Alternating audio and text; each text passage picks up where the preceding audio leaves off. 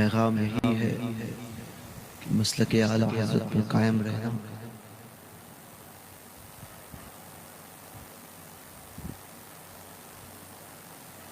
عقیدے کی حفاظت کرنا اور عمل کی کوشش کرتے رہنا۔ ہر فرقہ باطلہ سے وہابی ہو، دیوبندی ہو، رافضی ہو، صلح کلی ہو، ہر ایک سے اپنے آپ کو بچائے رکھو۔ نمازوں کی پابندی، شریعت پر مضبوطی سے ڈٹے رہنا، یہی مسلک اعلیٰ حضرت ہے۔ اور اس دور میں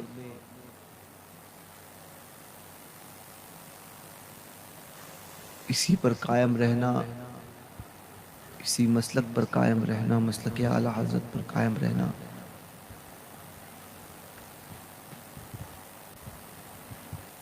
تمام فرائضوں میں سے اہم فرض ہے۔ تو اس پر سختی سے قائم رہیں اور ہر ایک کی پیچھے چلنے سے اور مخالفین مسلک اعلیٰ حضرت کا ساتھ دینے سے بچیں۔ مرکز اہل سنت بریلی شریف سے جڑے رہیں، یہی پیغام ہے۔ جن احباب نے اس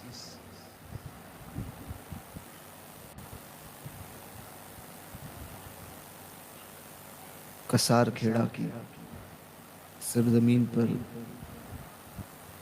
یہ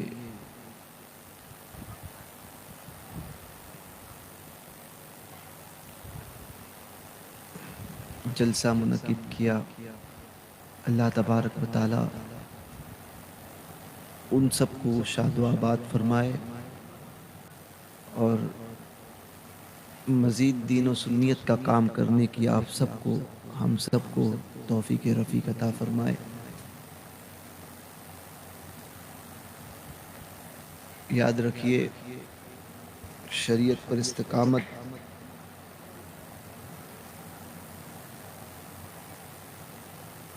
یہ تمام کرامتوں سے بہتر، افضل ہے، اور اس سے بڑی دوسری کوئی کرامت نہیں ہے۔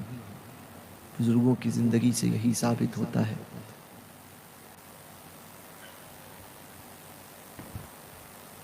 اور شریعت مصطفیٰ میں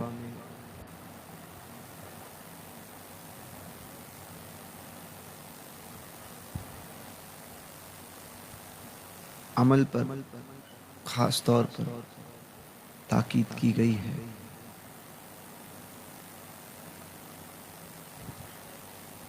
عقیدے کو مضبوط کرو اور عمل کی طرف توجہ دو۔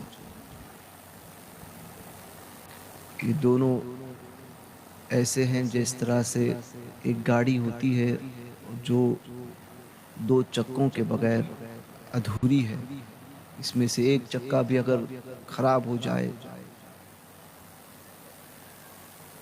تو وہ گاڑی آگے نہیں بڑھ پاتی۔ تو اسی طریقے سے عمل ہے اور عقیدہ ہے،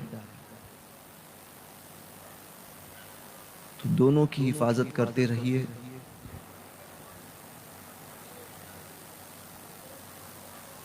اور اپنے اندر تبدیلی پیدا کرو۔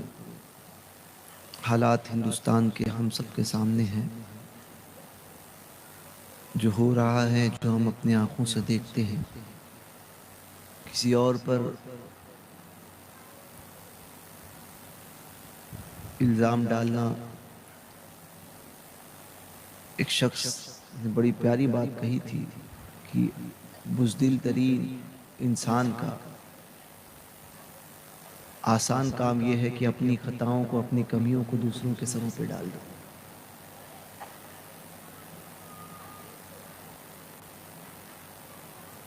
تو یہ آسان کام ہے کہ ہم کہہ دیتے ہیں کہ فلاں ایسا ہے، فلاں کی وجہ سے ایسا ہوا۔ ہمیں اپنی کوتاہیوں کی طرف توجہ دینی ہوگی کہ کیا سبب ہے کہ ہمارے ہاتھ سے اقتدار چلا گیا، ہمارے ہاتھ سے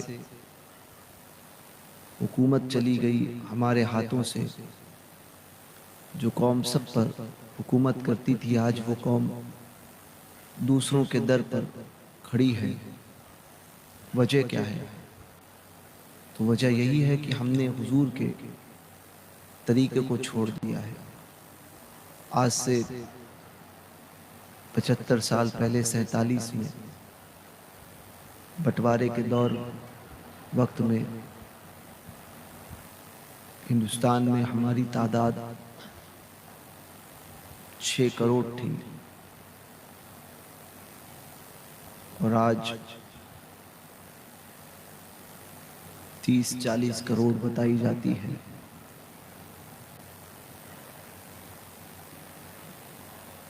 اب سوچئے کہ وہ 6 کروڑ تھے، 6 کروڑ میں بنام مسلمان اگر 6 کروڑ تھے، اس میں اگر آپ 2 کروڑ ہی کو فرض کیجئے کہ جو سنی صحیح عقیدہ ہو وہ تھے، وہ 2 کروڑ ایسے تھے، یا جتنے بھی تھے اس میں وہ ایسے تھے جس سے ساری دنیا کانپتی تھی، اور اس وجہ سے یہ فیصلہ اس وقت لینا ان کے لیے مشکل تھا۔ اور آج 30 کروڑ ہو گئے یا 40 کروڑ ہو گئے بنام مسلم جتنے بھی ہیں، اور اس میں اگر مسلمان دیکھے جائیں جس کو ہم سنی کہتے ہیں وہ جتنے ہوں، تو وجہ کیا ہے کہ آج ہر فیصلے کو عام طور پہ ہمارے خلاف لیا جاتا ہے۔ وجہ یہ ہے کہ اب وہ جذبہ باقی نہیں رہا، اور اس کی اہم وجہ یہ ہے کہ وہ جذبہ کیوں باقی نہیں رہا، کیونکہ ہم ویسے نہیں رہے، ہمارے اندر ایمان اس لیول کا نہیں رہا، ہمارے اعمال ویسے نہیں رہے۔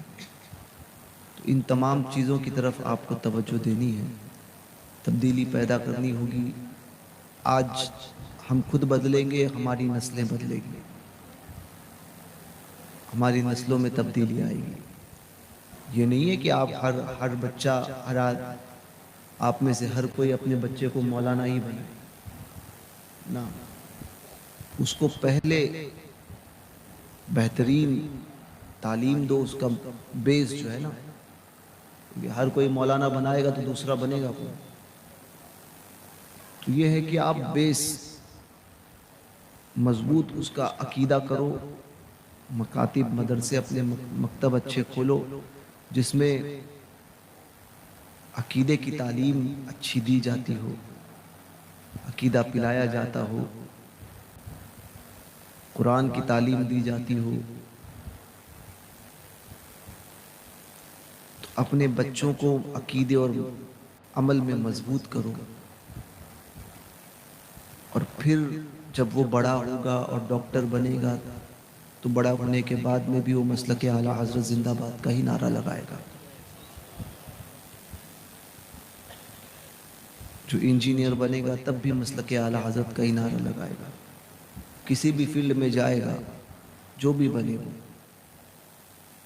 تو ایک اچھا آدمی بن کے ابھرے گا جب بیس اس کی بنیاد کو آپ مضبوط کرو گے۔ اور یہ مضبوط بنیاد کم ہوگی جب ہم خود مضبوط ہوں گے،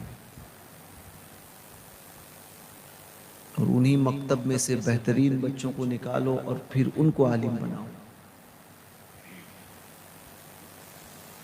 یہی کہنا ہے کہ آپ لوگ اپنی قوم کی طرف توجہ دیں، آپ کی قوم میں جو پیچھے ہے ان کو آگے کرنے کی کوشش کریں، جو مالی اعتبار سے کم ہے ان کی مدد کریں، ان کو اوپر لائیں، ان کے بچوں کی طرف توجہ دیں، ہر ایک دوسرے کی مدد کرے، اپنے لیے جتنی ضرورت ہے اتنا نکال لیں، اور اگر اللہ نے اور نوازا ہے تو کوشش کریں کہ کسی دوسرے کی مدد کر سکیں۔ ان باتوں کی طرف توجہ دیں، مل کر رہیں، سنی آپس میں ایک دوسرے کا ساتھ دیں۔ آراز ہوتے ہیں ان علاقوں میں خاص طور پہ، ابھی حضرت فرما رہے تھے عرس کے متعلق، مجھے بات یاد آئی کہ ان علاقوں میں خاص طور پہ تڑوی برادری کی بات کر رہا ہوں، دوسروں کی بات جانے دیجیے کہ آپ لوگوں کے یہاں پر عرس ہوتے ہیں تو مجھے پتہ چلا جیسے کن گاؤں میں اور دوسرے علاقوں میں کہ 2-2 3-3 لاکھ روپے آپ لوگ، آپ کی جماعت کے لوگ 3-3 4-4 5-5، صحیح ہے نا، 5-5 لاکھ روپے ایک ایک رات میں اڑاتے ہیں، 5-5 لاکھ روپے۔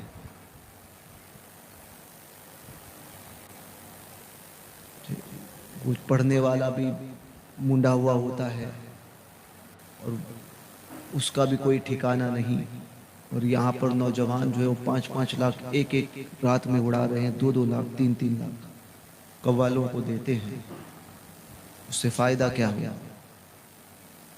یہ سنیوں کے مراسم نہیں ہے اور اس سے کوئی بزرگ آپ سے راضی نہیں ہوگا، اس بات کو یاد رکھیں۔ اسی 5 لاکھ، وہی 5 لاکھ جو آپ کے نکلتے ہیں نا، اس 5 لاکھ کو کسی اچھے کام میں خرچ کرو، کسی غریب کی مدد کرو، کوئی مدرسہ کوئی مکتب قائم کرو، اپنے مسجد کے امام کی تنخواہ بڑھاؤ، بہت سے کام کر سکتے ہو آپ۔ تو ان باتوں کی طرف توجہ دو، اور دوسرے جو اس طرف لگے ہوئے ہیں جن کا ذہن رجحان اس طرف ہے تو بیٹھے ہوئے ہوتے ہو تو ان کی طرف، ان لوگوں کو سمجھاؤ تاکہ وہ دین کی طرف متوجہ ہو۔ خود بھی کوشش کریں کہ دوسرے لوگ غلط کاموں سے بچیں، دوسروں کو بھی کوشش کروائیں کہ آپ لوگ جن سے آپ کا کانٹیکٹ ہے آپ ان کو سمجھائیں، وہ لوگ دوسروں کو سمجھائیں۔ اگر آپ لوگ نہیں سمجھا سکتے ہیں تو اپنے علماء کے پاس لے کر آئے، تو کوشش کریں کہ آپ کے علاقوں سے یہ بری چیزیں بند ہو جائیں۔ اچھا، ماشاء اللہ۔ اور اسی طریقے سے شادیوں میں جو بری رسمیں ہوتی ہیں، سمجھے، ان سے بھی بچے۔ عرس ہو یا جلوس ہو، جو آپ لوگ ڈی جے نکالتے ہو یا پھر بجاتے ہوئے ڈھول پیٹتے ہوئے چلتے ہو، اس کا سنیت سے اور اس کا شریعت سے کوئی تعلق نہیں ہے۔ تو ان تمام چیزوں سے پرہیز کرے۔ بہت سے معاملات ہمارے سامنے ہیں، کئی غریب ایسے ہیں جو اپنے علاج نہیں کرا سکتے، کئی بچیاں ایسی ہیں جن کی شادیاں پیسوں کی وجہ سے رکی ہوئی ہے۔ تو ان کاموں میں توجہ دے، اس طرف آپ آئیں۔ ہمارے سامنے اس وقت ہندوستان کے حالات ہیں، اپنے اولاد کو پڑھاؤ، جو نہیں پڑھ سکتے ان کو آگے بڑھانے کی کوشش کریں انہی پیسوں سے۔ بس یہی کہوں گا۔ اور جن پتہ چلا ہے، مولانا رحمان نے فرمایا، کہا کہ یہاں کے نوجوانوں نے جو ہے وہ ڈی جے کو، بینڈ کو کینسل کر کے یہاں پر اس جلسے کو سجایا۔ اللہ تبارک و تعالیٰ ان کی کاوشوں کو پورا فرمائے اور ان لوگوں کو مزید ترقی عطا کرے، اور اسی طریقے سے دین و سنیت کا کام کرنے کی توفیق عطا فرمائے۔ یہ ہے کہ جلسہ سال میں ایک مرتبہ ہوتا ہے۔ میں ہوں، ہماری تو کوئی حیثیت نہیں، سید صاحب تشریف لائے، تقریر کی انہوں نے، یہ سال میں ایک مرتبہ آئیں گے چلے جائیں گے۔ ہم ہیں، صرف بتا سکتے ہیں آپ کو، سمجھا سکتے ہیں، عمل کرنا یہ آپ لوگوں کا کام ہے، سمجھے۔ ہم کسی کو مار کے جو ہے وہ یہ 24 گھنٹہ یہاں پر پہرا نہیں دے سکتے، تو ہم آپ کو سمجھا کر جا سکتے ہیں، بتا سکتے ہیں، گائیڈ کر سکتے ہیں۔ آگے کیسا عمل کرنا ہے اور کیسے اپنے اندر تبدیلی لانا ہے، یہ آپ لوگوں کا کام ہے۔ تو اگر اتنے بڑے مجمع میں آپ لوگوں میں تبدیلی آ گئی، اور آئندہ سے ان تمام برے کاموں سے، عموماً شادیوں میں ہم نے دیکھا کہ شادیوں میں بینڈ ہوتے ہیں اور برائیاں چلتی ہے، ہلدی کے نام پر جو بے حیائی عام کی گئی ہے شادیوں میں کہ غیر محرم عورتیں دولہے کے پورے بدن پر ہلدی ملتی ہے، یہ تو ناجائز اور حرام ہے۔ محرم عورت کا بھی پورے بدن پر اس کے لیے بھی اجازت نہیں ہے، ماں اور بہن کے لیے بھی اجازت نہیں ہے۔ اور وہ ہلدی ملنا کوئی اسلام کی رسم نہیں ہے، یہ ہے کہ چہرے پر نکھار آ جائے اس لیے وہ کرتے ہیں۔ یہ ٹکرانے والا کوئی کام نہیں ہے شریعت سے، تو ٹھیک ہے، مگر اس حد تک جہاں تک شریعت اجازت دیتی ہے نا سید صاحب؟ تو یہ چیزیں ہیں، اس کی طرف توجہ دیں، بد مذہبوں سے، رشتہ داریوں سے بچیں۔ آپ لوگوں کی جماعت الحمدللہ ایک بڑی تعداد میں سرکاروں کے کرم سے بد مذہبیت سے دور ہے، اور اللہ اسے ہمیشہ دور رکھے۔ تو رشتہ داریاں کرنے میں، بیٹیاں دینے میں، لینے میں احتیاط کریں، خاص طور پر شادیوں کے اندر اور اپنے علاقوں میں بد مذہبوں کو بلانے سے، وہابی دیوبندی کو بلانے سے، رافضی کو بلانے سے، ہر فرقہ باطلہ کو بلانے سے پرہیز کرے۔ اور یہ کب ہوگا؟ جب آپ مکتب کا طرف توجہ دیں گے، مکتب کا نظام قائم کریں۔ آپ کے پاس ایک بڑی ٹیم ہے علماء کی، آپ کی جماعت کے لوگ ہی، تو ان سے آپ کام لیں،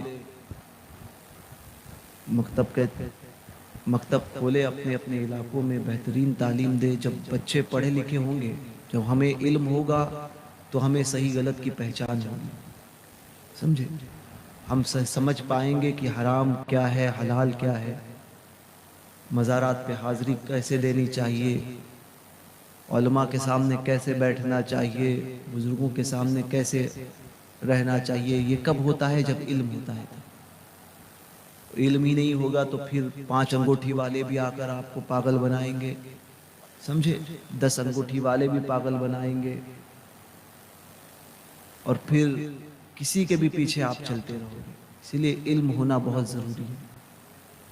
علم، اتنا علم کہ آپ حلال اور حرام کی تمیز کر سکے، صحیح غلط کا فرق کر سکے، ہے نا؟ جس سے آپ اپنے لیے بھلائی اور برائی پہچان سکیں، اتنا علم حاصل کریں جو آپ کے لیے ضروری ہے۔ اس علم کو حاصل کرنا ہم سب کے لیے فرض ہے، یاد رکھیں۔ تو اس طرف توجہ دیں، خاص طور پر اللہ تبارک و تعالیٰ کہنے سننے سے زیادہ ہمیں عمل کی توفیق عطا فرمائے۔ دوران گفتگو اگر کوئی غیر شرعی کلمات زبان سے نکلے ہوں تو توبہ اور رجوع کرتا ہوں۔ میری کسی غیر شرعی بات پر آپ نے حامی بھری ہو تو آپ بھی توبہ اور رجوع کریں، پڑھیں استغفر اللہ ربی من کلی ذنب و اتوب الیہ، لا الہ الا اللہ محمد رسول اللہ صلی اللہ علیہ وسلم۔